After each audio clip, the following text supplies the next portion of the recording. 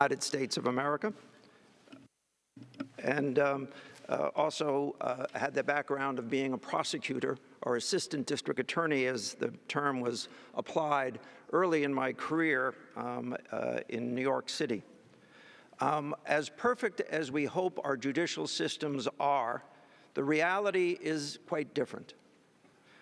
We see in our country people sentenced to death in various states. 27 states, as they are known in the United States, still have the death penalty. 23 states have done away with the death penalty. And since 2007, 10 states have joined that number, bringing it to 23. I think in many ways, as did happen in Connecticut while I was governor and fought for elimination of the death penalty, I pointed out on many occasions that if you're poor, you're more likely to be sentenced to death. If you're a member of a minority population within a state, you're more likely to be sentenced to death. If you're unable to secure appropriate counsel of the quality necessary to defend such a case, you're more likely to be sentenced to death. The reality of our imperfect judicial systems is painfully obvious.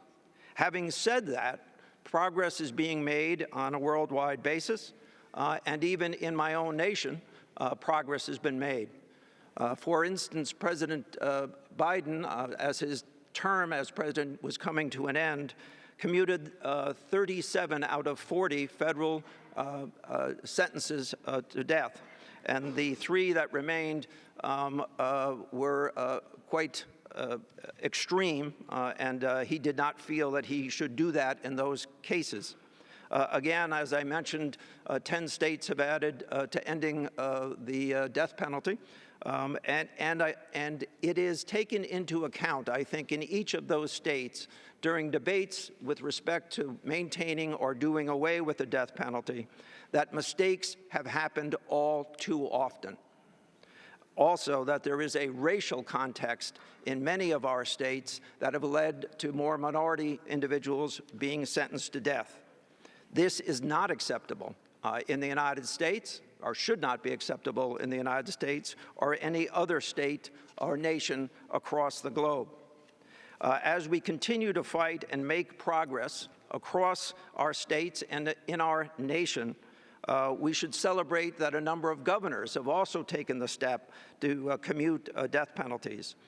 North Carolina Governor Roy Cooper commuted 15 death sentences. As a result, in February of this year, North Carolina judge found racial bias in a landmark death case that led to a change. We also understand that in my home state of Connecticut, legislators have proposed a bill that would prohibit companies in the state from manufacturing and supplying drugs or medical devices to be used in executions in other states. I believe that human rights, as represented by this Council, needs to continue its work and its advocacy for the end of the death penalty on a worldwide basis, or at least a curtailment of the application of that sentence in as many places and in many numbers as humanly possible. We should stop making mistakes with people's lives. We should understand that we are not perfect, and many mistakes have been made.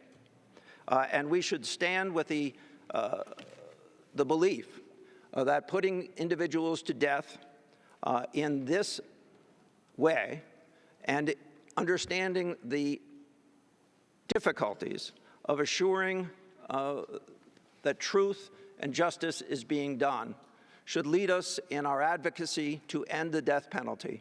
And if I can join any of you in this great discussion and this battle for change, I would be proud to join you, as I am proud to appear before you on this day. Let me say to you that one of the accomplishments in my 8 years as governor of the state of Connecticut, for which I am most proud, was the ability to have ended the death penalty in the state of Connecticut. I ask that as many of you as possible join us in that success. Thank you.